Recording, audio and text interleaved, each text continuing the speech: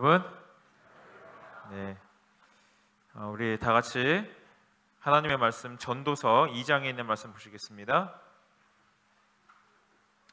전도서 2장 1절로 11절에 있는 말씀을 함께 낭독하도록 하겠습니다. 전도서 2장 1절로 11절, 홀수절 제가 읽고요, 짝수절 우리 성도님들께서 함께 읽어주시면 감사하겠습니다. 전도서 2장 1절로 11절입니다. 나는 내 마음에 이르기를, 자, 내가 시험적으로 너를 즐겁게 하리니 너는 낙을 누리라 하였으나 본즉 이것도 헛되도다.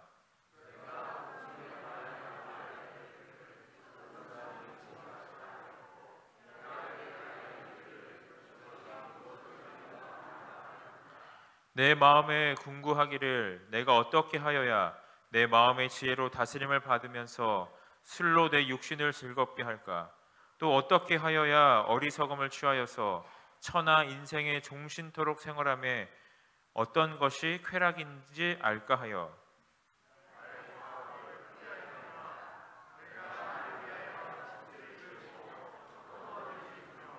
여러 동산과 과원을 만들고 그 가운데 각종 과목을 심었으며,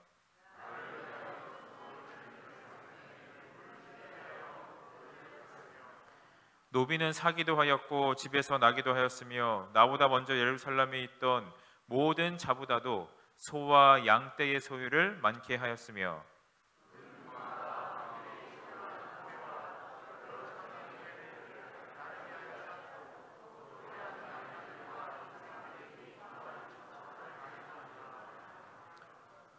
내가 이같이 창성하여 나보다 먼저 예루살렘에 있던 모든 자보다 지나고 내 지혜도 내게 여전하여,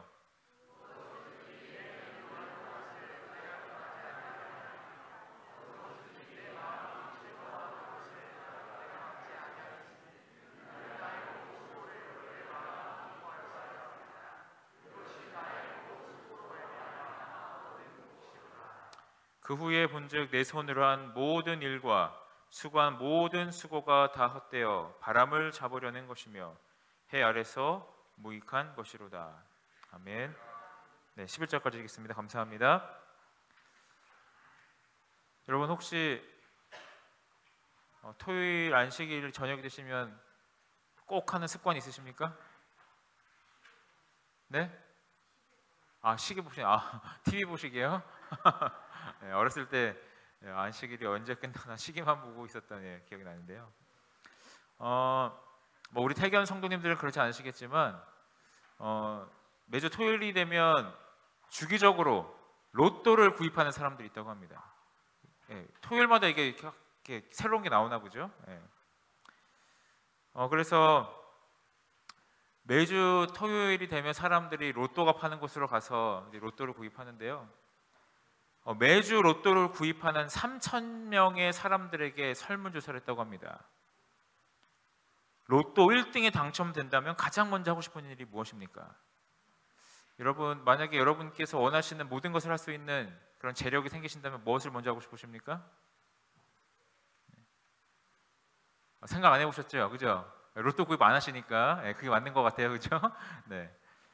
한 3,000명의 사람들에게 질문했는데요. 5위가 무엇이었냐면 해외여행이었다고 합니다. 해외여행. 한 5%의 사람들이 이렇게 대답을 했고요. 4위는 가족들에게 나눠준다. 그래도 실제로 그렇게 되면 나눠줄지 모르겠습니다만 한 6%의 사람들이 가족들에게 나눠주고 싶다 이렇게 얘기를 했고요. 3위는 은행에 저축하겠다 얘기를 해요. 은행 저축. 그 다음에 2위는 24% 정도의 사람들이 응답을 했는데요. 내 집 마련의 꿈을 이루고 싶다. 1위는 뭐였을까요? 무려 59%, 10명 중 6명에 가까운 사람들이 로또에 당첨되면 이걸 먼저 좀 하고 싶다라고 얘기했는데 그게 뭘까요? 네? 뭐 하고 싶으세요? 대출 상환. 대출 상환이 1위래요. 제일 먼저 하고 싶대요. 그래서 이제 이렇게 해서 사람들이 내가 로또 1등에 당첨된다면 이렇게 좀 하고 싶다라는 이런 이제 리스트들이 나왔는데요. 이런 것도 다 이미 해본 사람들은 뭐랄까요? 해외여행도 갈 만큼 가봤고, 가족들도 다 잘 살고, 은행에 뭐 더 저축할 만한 이유도 없고, 내 집도 몇 개 있고, 대출을 상환할 그런 빚도 없고, 이런 사람들이 그럼에도 불구하고 할 수 있는 것들이 많이 있다면, 그럼에도 불구하고 내가 원하는 것들을 할 수 있는 충분한 재력이 아직도 남아 있다면, 그럼 그 사람들 뭐 하고 지낼까요? 오늘 이 전도서의 기자인 솔로몬은 로또에 굳이 당첨되지 않아도 자기가 원하는 것은 무엇이든지 할 수 있을 만한 재력을 갖고 있는 사람이었습니다. 그렇죠? 그 열왕기상 10장에 보면은요, 21절에 보시면 솔로몬 왕이 마시는 그릇은 다 뭘로 만들어졌을까요? 다 금이었어요. 그리고 27절에 보면 솔로몬 왕이 예루살렘에서 은을 뭐처럼 흔하게 만들었냐면 돌같이 흔하게 만들었다고 얘기를 했습니다. 그러니까 은은 멋지게도 끼지 못하는 거예요. 금속에도 끼지 못하는 거예요. 그러니까 그만큼 은은 흔한 거였고, 돌이 아니죠. 금조차도 그냥 그릇에 흔하게 쓰일 만큼 엄청난 부와 재력이 이 솔로몬 시대에 부과되었음을 우리는 알 수 있는 것입니다. 그래서 이 솔로몬 왕은 이 2장 10절에 보시면 무엇이든지 내 눈이 원하는 것을 내가 금하지 아니하며 무엇이든지 내 마음이 즐거워하는 것을 내가 막지 아니하였으니 이는 나의 모든 수고를 내 마음이 기뻐하였으며. 그러니까 이 솔로몬이 하고 싶은 건 다 있다는 거예요. 얼마든지 할 수 있었고 실제로도 그렇게 했다는 겁니다. 마치 사탕 가게 앞에선 정말 이 온갖 사탕과 카라멜과 과자가 즐비한 이 마트에서 자기가 먹고 싶은 건 다 있다는 거예요.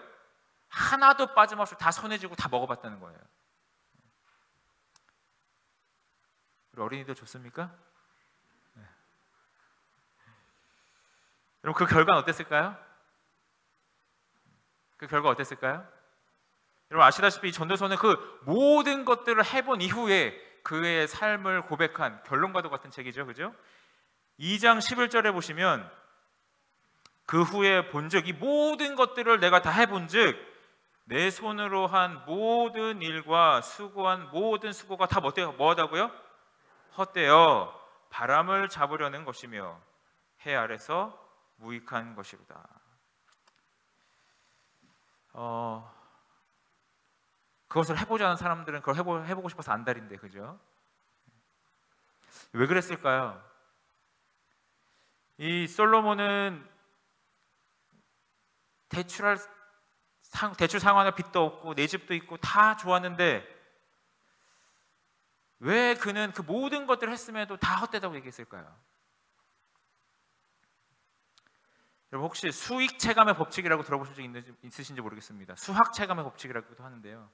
이 말은 무슨 뜻이냐면 내가 어떤 일을 해서 이만큼의 즐거움과 쾌락을 얻었다면 그 다음번에 똑같은 즐거움을 얻으려면 얼만큼 더 해야 될까요?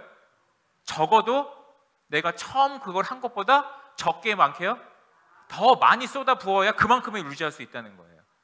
내가 어떠한 것을 해서 내가 즐겁고 기쁘고 재미가 있다는 것을 느꼈을 때 두 번째 할 때는 처음 했던 것보다 더 많은 시간과 노력을 투자해야 되고 세 번째 할 때는요 더 많은 시간과 노력을 투자하지 않으면 그 처음에 내가 느꼈던 쾌감이 유지되지가 않는다는 겁니다. 그 말은 내가 더 즐겁고 더 재미지고 더 쾌락을 즐기기 위해서는 더 많은 시간과 더 많은 재력과 더 많은 노력과 내 자신을 다 쏟아 부어야 그 쾌감이 뭐 할 수 있다는 거예요. 적어도 유지가 된다는 겁니다. 그 말은 그것을 할 수 없다면 뭐 하다는 거예요? 내 삶의 즐거움이 언젠가는 꺾인다는 겁니다. 솔로몬은 뭘 맛보았던 겁니까? 할 수 있는 거, 자기가 원하는 거 다 할 수 있어서 다 쏟아부어서 다 해봤는데 그게 결국에는 꺾이는 점이 있다는 겁니다. 그래서 자신의 삶에 뭐 하다는 걸 느꼈어요? 결국에는 헛되다는 걸 느꼈다는 것이죠.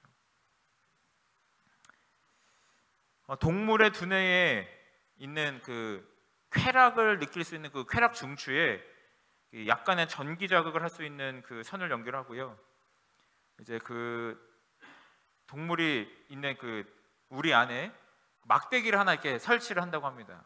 그러면 그 막대기를 이렇게 누르면 전기 자극이 살짝 가면서 쾌락 중추가 자극이 돼서 이렇게 막 이렇게 뭐라 그럴까요? 이렇게 쾌감이 막 이렇게 생기는 그런 이제 실험을 한 적이 있다고 합니다. 참 신기한 게요. 처음에는 이 동물이 이 막대기를 호기심에 한 번, 두 번 눌러보다가 이 약간의 전기 자극을 통해서 쾌감이 느껴지기 시작하면은요, 이걸 얼마나 자주 누를까요? 이 쥐가요. 실험 정식 얼마나 빨리 이걸 자주 누를까요? 한 시간에 무려 5,000번을 누른대요. 5,000번이라 하면 1분당 83회고요. 1초에 1.3회를 누른다는 겁니다. 그러니까 적어도 1초에 몇 번 누른다는 거예요? 1초에 한 번씩은 누른다는 거예요. 이렇게 해서 이 쾌락 중추를 자극하면서 이 쾌락을 느끼다가 보면 이 쥐들은 어떻게 될까요? 어떻게 될까요? 죽어요. 왜 죽을까요? 네? 어떻게 하셨어요? 이거 누르는 게 너무 좋아서 밥 먹고 물 마시는 것도 잊어서 탈수하고 굶어 죽는답니다. 그러니까 잘못된 방식으로 행복을 추구하다 보면 뭐에 이른다는 거예요? 죽음에 이른다는 겁니다. 그래서 우리는 이 전도서를 통하여 행복을 추구하는 것에도 올바른 방법과 그릇된 방법이 있음을 알게 됩니다. 이 전도서는, 특별히 전도서의 초반부는 솔로몬은 이렇게 얘기합니다. 내가 시험적으로 너를 즐겁게 하려니 넌 낙을 누려. 그러니까 내가 얼마나 즐겁게 살 수 있고 뭘 통해서 행복을 누릴 수 있는지를 뭐 해보겠다는 거예요? 다 해보겠다는 거예요. 근데 여러분, 잠언의 저자가 누굽니까? 솔로몬이잖아요. 잠언에서 기록한 이 솔로몬이 생각했던 이 행복을 추구하는 방법은 이 전도서와는 조금 다릅니다. 이 잠언에서는 무엇이라고 기록을 했냐면 3장 5절에서 너는 마음을 다하여 여호와를 의뢰하고 내 명철을 의지하지 말라. 너는 범사의 그를 인정하라. 그리하면 내 길을 지도하시리라. 그러니까 이 잠언이 하나님께 신실했던 그 당시에는 그의 행복을 추구하는 방식이 누구에게서 행복을 찾았습니까? 하나님을 의뢰하고 자신의 명철과 지혜를 신뢰하지 아니하는 것을 통하여 행복을 추구했습니다. 근데 그가 이방 여인들과 함께 지내고 이방의 어떤 우상 숭배가 서서히 그를 물들이는 가운데 그의 지력이 변질을 되었을 때 그의 삶의 행복을 추구하는 방식이 어떻게 됐어요? 바뀌었어요. 그 행복을 하나님에게서 찾으려지 아니하고 어디서 찾기 시작했습니까? 이방 사람들이 행복을 추구하는 방식 속에서 그의 삶의 행복을 찾으려고 시도를 하기 시작한 겁니다. 그러므로 우리가 알 수 있는 것은 행복을 추구함에 있어서도 넓은 문과 좁은 문이 있다는 거예요. 여러분, 행복을 추구함에 있어 넓은 문은 어떤 문일까요? 세상 모든 사람들이 추구하는 그 방법, 재력과 물질과 성적인 쾌감을 통하여 나의 삶의 의미와 행복을 찾으려고 하는 그 방식은 대부분의 사람들이 하는 길이기 때문에 어떤 문이에요? 넓은 문이에요. 그러나 하나님을 의지하고 하나님의 말씀 속에서 나의 살아가야 할 의미를 찾는 사람들은 매우 소수이기 때문에 그 행복을 추구하는 길은 세상의 길과는 다른 어떤 문입니까? 좁은 문이 되어버렸습니다. 오늘 우리 태교한 성도님들의 행복을 추구하는 길은 넓은 문에 연결되어 있습니까? 아니면 좁은 문에 연결되어 있습니까? 네. 여러분, 우리가 이 행복을 추구함에 있어서 왜 좁은 문으로 들어가야 하죠? 솔로몬이 가지고 있었던, 그리고 그가 추구했던 것들은 다 물질적이고 육적인 것들이었습니다. 그의 물질적 욕망은 어느 정도는 채워졌지만 실제로도 굉장한 것이었지만 문제는 인간은 물질적인 것만으로는 뭐 할 수 없는 존재라는 거예요. 만족이 되지 않는다는 데 문제가 있습니다. 그게 이 행복을 추구하는 데 있어서 본질이에요. 아무리 많은 물질과 그런 것들이 있다 할지라도 그것으로 인하여서 그것만으로 채울 수 없는, 채워지지 않는 마음의 한 구석에 그릇이 있다는 겁니다. 그래서 하나님께서 전도서 3장 11절에 뭐라고 말씀하셨습니까? 하나님께서 때를 따라 사람을 아름답게 창조하셨는데 그 마음속에 뭘 두셨다고 말씀하셨어요? 영원을 사모하는 마음을 주셨다고 말씀하셨습니다. 이 영원을 사모하는 마음은 물질로는 결코 채울 수 없는 것이기 때문에 아무리 많은 물질이 있어도 그 영원을 사모하는 그 그릇을 채우지 못하는 한 사람은 뭐 할 수 없다는 겁니까? 궁극적으로 행복할 수 없다는 것입니다.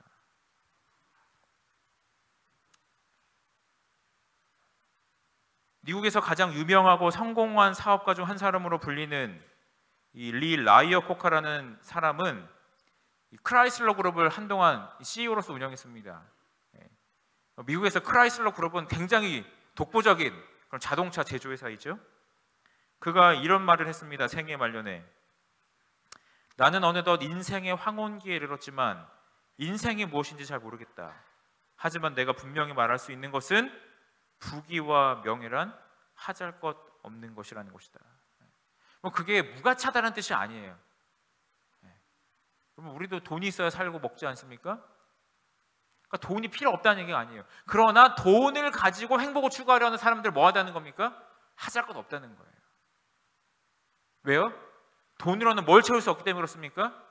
모든 사람의 중심에 새겨두신 영원을 사모하는 그릇을 아무리 많은 재물이 있어도 그것은 채울 수 없다는 것입니다. 넓은 문으로 들어가서 행복을 추구하려고 한 결과 솔로몬은 어떠했는가? 엘렌 화이트 부인께서는 이렇게 기록을 하였습니다. 조금 길지만 새겨서 들어주시면 좋겠습니다. 솔로몬은 자신의 행복을 구한 역사를 우리에게 말해준다. 그는 지적인 연구에 마음을 쏟았고 쾌락에 대한 사랑에 만족했으며 사업적 계획을 수행했다.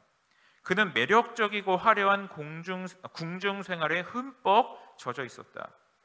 그는 상아로 된 보좌에 앉아 있었으며 계단들은 순금으로 되어 있었고 옆에는 6마리의 금빛 나는 사자가 서 있었다. 그의 앞에는 잘 가꾸어진 아름다운 정원이 펼쳐져 있었다. 이들은 사랑스러운 광경을 연출했다. 각양각색의 아름다운 깃을 가진 새들이 이 나무에서 저 나무로 날며 감미로운 노래를 불렀다.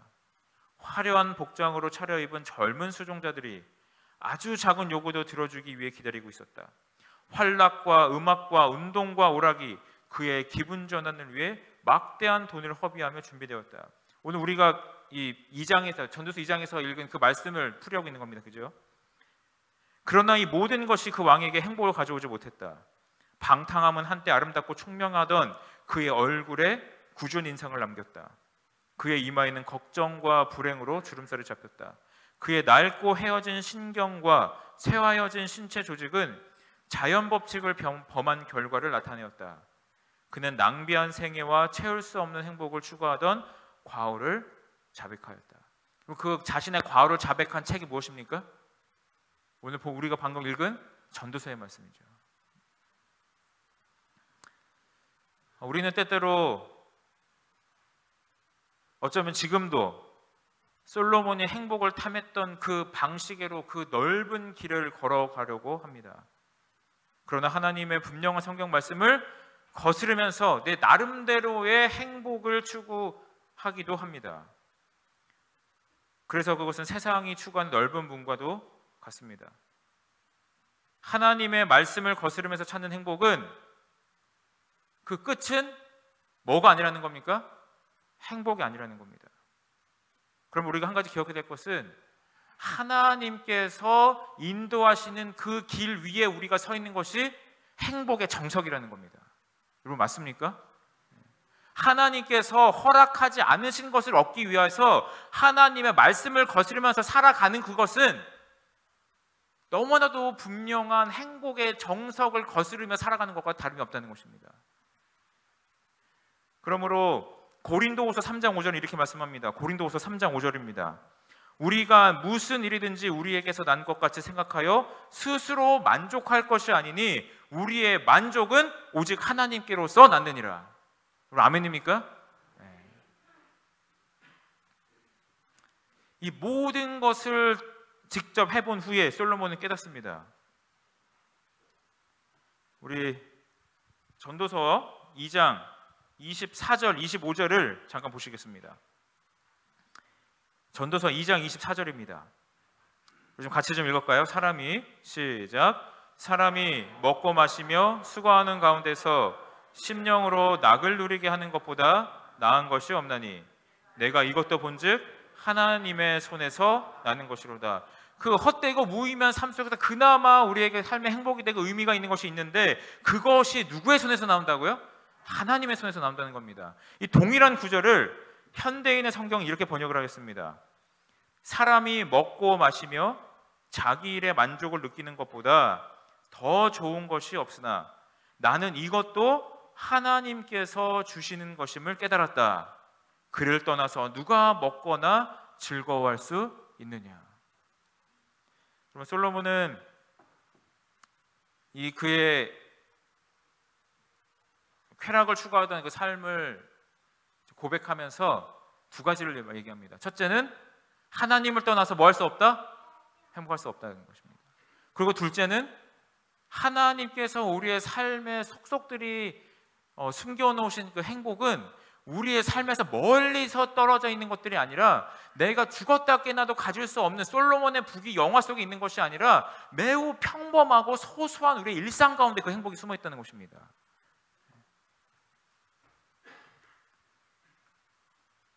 열심히 일을 하고 또 저녁에는 가족들과 함께 모여 많지는 않아도 다양하진 않아도 아내가 준비한 음식을 함께 먹으면서 오손도손 이야기를 나누는 그 어쩌면 너무나도 평범하지만 너무나도 행복한 그 온전한 가정에서 누릴 수 있는 그것이 사람이 이 세상에서 누릴 수 있는 아주 큰 행복이라고 솔로몬은 이야기하고 있습니다. 여러분 아시다시피 솔로몬은 그런 행복을 누렸습니까? 누리지 못했습니까? 누리지 못했어요. 여자가 1000명 있는데 어떻게 그런 행복을 누리겠습니까? 네? 내가 오늘 이 방 가서 밥을 먹으면 999명은 어떻게 해야 돼요? 이거 뭐 한마디씩만 섭섭하는 소리 들어도 999마디예요. 뭐 살겠습니까? 이래가지고. 여러분 경남 사천에 가시면은요 281 시험 비행 대대가 있다고 합니다. 이 시험 비행 대대는 그 새로 제작한 혹은 새로 수입해온 비행기의 안전성을 점검하고 시험하는 그런 독특한 임무를 가진 군 대대입니다. 그래서 이 새로 들여왔기 때문에 누군가를 이걸 처음 시범 운행을 해야 되는데 이 비행기가 결함이 있는지 없는지 제대로 완성이 되는 것인지 알아보기 위해서 이 비행기의 성능을 극한까지 끌어올린대요. 그래서 이 비행기가 낼 수 있는 최고 성력으로 달려가기도 하고요. 공중에서 날아가다가 일부러 이 비행기의 전원을 끄기도 한답니다. 그리고 다시 켜기도 해요. 그래서 이게 정말 악천후 속에서도 안전하게 승객들을 보호할 수 있는지를 점검을 하는 게 이 281 시험 비행 대대의 임무인데 우리나라에서 단 하나밖에 없는 이 시험 비행 대대라고 합니다. 그래서 이 비행기의 성능을 테스트한다고 해서 이 사람들을 테스트 파일럿이라고 부른대요. 근데 이 사람들은 하는 일 특성상 뭘 담보로 걸고 일을 합니까? 자신의 생명, 목숨을 걸고 담보로 걸고 일을 해요. 1950년대만 해도 이 테스트 파일럿들이요 일주일에 한 명꼴로 죽어나갔다고 합니다. 그만큼 굉장히 위험한 일이죠. 그래서 이 시험 비행대대 281 부대에 있는 김철한 소령이라는 사람은요 친한 친구 조종사의 죽음을 눈앞에서 목격했다 그래요. 같이 일을 하는 동안에 그 소중한 친구를 잃은 이후에 한 가지 습관이 생겼는데 그 시험 비행을 하기 위하여 비행기에 오르기 전에 항상 가족들과 통화를 한답니다. 그래서 혹시 자신이 불의의 사고를 당하더라도 가족들에게 하고 싶었던 말을 하지 못하는 일이 생기지 않을 수 있도록.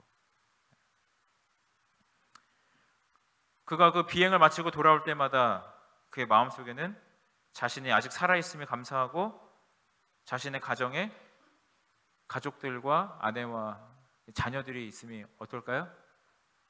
너무나도 감사하대요. 그래서 그는 말하기를 삶과 죽음의 경계를 넘어들면서 일상이 주는 소중함과 행복함을 느끼고 있느라고 이야기를 합니다. 그러면서 류호준이라는 한 또 다른 사람은 뭐라고 얘기했냐면 아침에 열고 나간 문을 저녁에 다시 닫고 들어올 수 있는 것보다 더 위대한 일상의 기적은 없다고 얘기를 했습니다.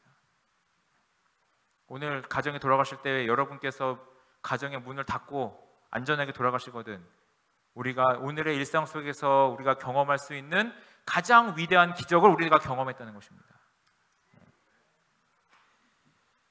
사랑하는 성도 여러분, 우리를 행복하게 만드는 것들은 무엇들이 있을까요? 오늘 우리는 그리고 많은 젊은이들은 돈, 결혼, 건강, 취직, 대학 합격, 자기 집을 사는 것, 저축하는 것, 그리고 새로운 사랑을 시작하는 것, 이러한 것들을 통하여 자신의 행복을 찾아갑니다. 그리고 실제로 그것들 속에 소소한 행복이 있는 것도 사실입니다. 그러나 그것들이 주는 행복의 유효기간은 얼마가 되는가? 연구에 의하면 그것들 중에서 3개월 이상 우리를 행복하게 유지해주는 요소는 없다 그래요. 행복의 유효기간이 며칠밖에 안 된다고요?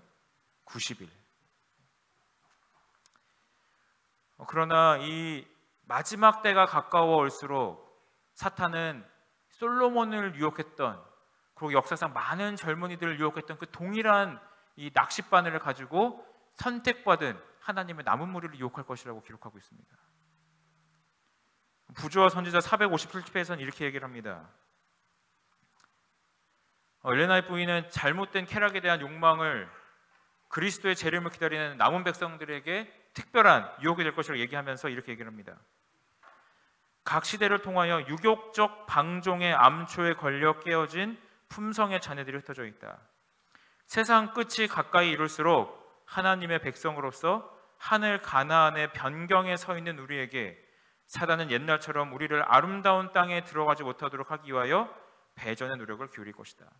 여러분, 그 이스라엘 백성들이 40년의 광야 생활이 마쳐질 때쯤 이 가나안 땅을 눈앞에 두고 요단강만 건너면 자 약속된 땅에 들어갈 수 있을 그때에 그들이 어떠한 유혹에 빠졌습니까?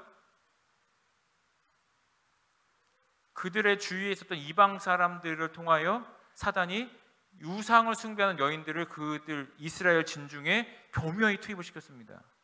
그리고 그곳에 있는 남자들을 유혹해서 잘못된 성적인 호기심을 일으켰고 그들이 결국 하나님의 백성으로서 하지 말아야 할 유욕적 탐욕에 이끌려서 그들의 모든 몸과 마음을 다 내어줍니다. 어디가 눈앞인데요? 가나안 땅이 눈앞인데. 사랑하는 성도 여러분, 예수님께서 다시 오실 그날이 코앞입니다. 그죠? 하늘이 코앞인데 사단은 여전히 우리로 하여금 세상 모두가 쫓는 그 넓은 문으로 들어가라고 우리를 유혹한다는 것입니다. 오늘 하나님께서 우리 태견의 모든 성도님들에게 복을 주셔서 세상 모두가 넓은 문으로 들어간다 할지라도 오늘 우리의 행복과 삶의 의미가 오직 예수 그리스도께 있음을 기억하고 이 정말 조금만 있으면 이 가나안 땅에 우리가 들어갈 것인데 오늘 세상이 주는 그러한 것들이 조금 부족하다 하여 저 가나안 땅을 놓치지 아니하시는 우리 모든 믿음의 가족들이 되어주시기 간절히 바라면서 말씀을 줄이겠습니다.